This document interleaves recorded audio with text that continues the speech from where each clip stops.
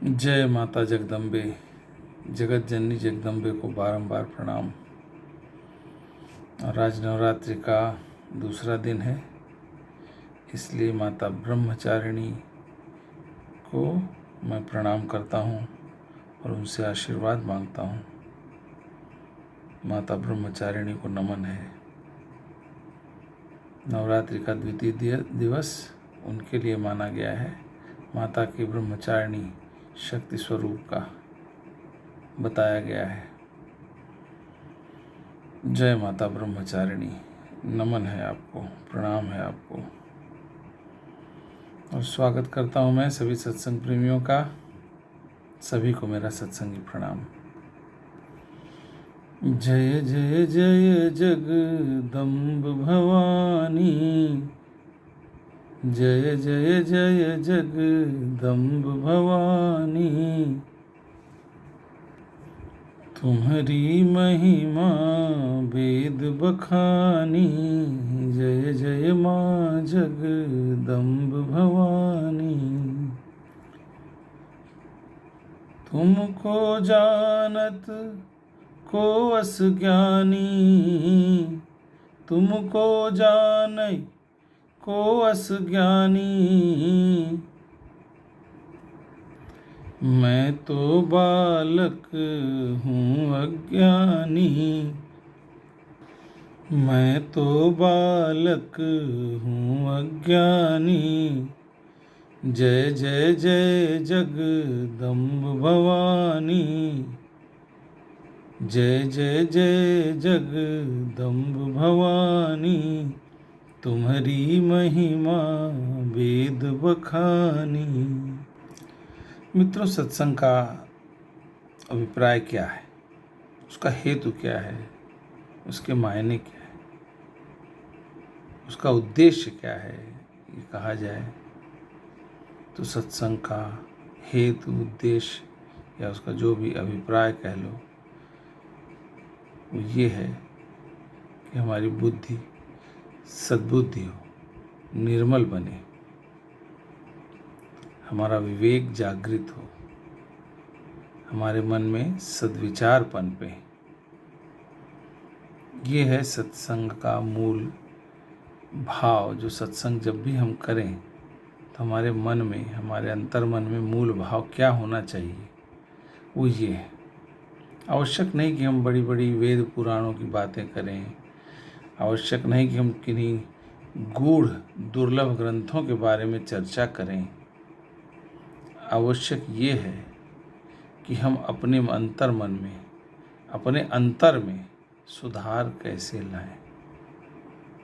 मूल केंद्र बिंदु हमारा स्वाध्याय का यही होना चाहिए।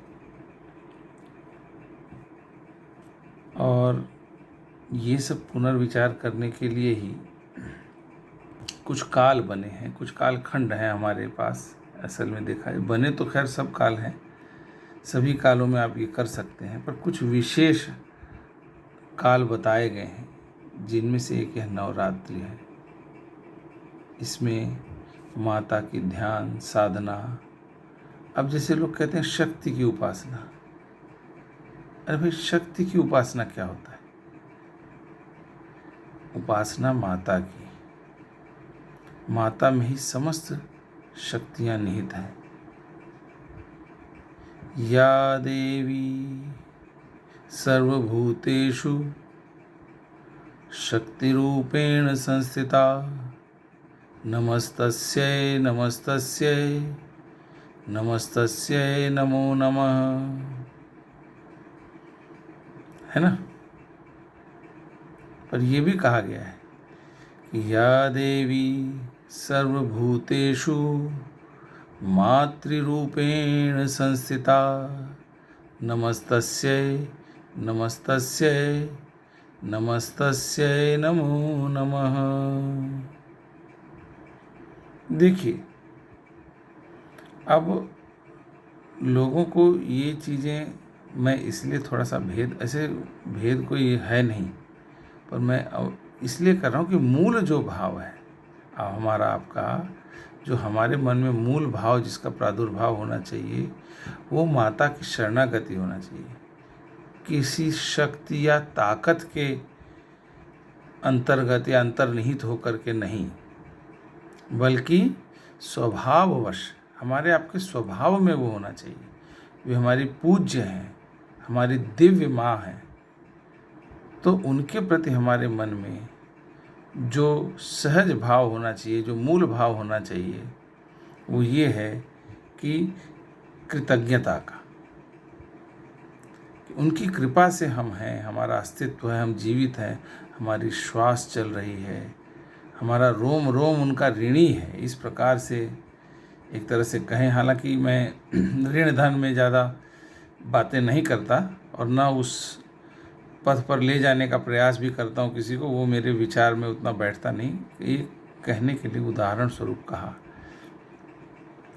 कहने का मतलब ये है कि हम अगर जो हमारी माता हैं, आदि देव हैं, परमेश्वर हैं, जो परम सृष्टि है, परम सत्ता है, जिनके वह कारण हम अस्तित्व में हैं, यदि हम उनका ही मूल भाव में आदर नहीं करेंगे, अपने मन में भाव नहीं लाएंगे मूल में, तो फिर आगे हम इसका भी विचार त्याग दें कि हम मानवता को अपनाएंगे। ये समझ जाइए, मानवता अगर हमें अपनानी है, मानवता को लेकर आगे बढ़ना है, तो मूल भाव में यह आदर भाव, यह पूजा का भाव, यह कृतज्ञता का भाव हमारे उस हमारी जो महान सत्ता है, हमारी जो महान शक्ति, हमारी जो महान माता है, जो परमेश्वर हैं, उनके प्रति होना चाहिए। तो ये भाव ही हमें सही मार्ग पर ले जाएगा, और जिसे कहते हैं ना कि बेड़ा पार कराना, तो ये बेड़ा पार भी कराएगा। यदि हम अपने आप को सही कर लें, अपने अंतर्मन को जागृत करने का प्रयास करें, सद्भाव की ओर ले जाने का प्रयास करें। जागृत से मेरा अभिप्राय ये है। आज के लिए इतना ही, परंतु कल कुछ और भी। जय जय सिया राम, जय माई जगदम्बे।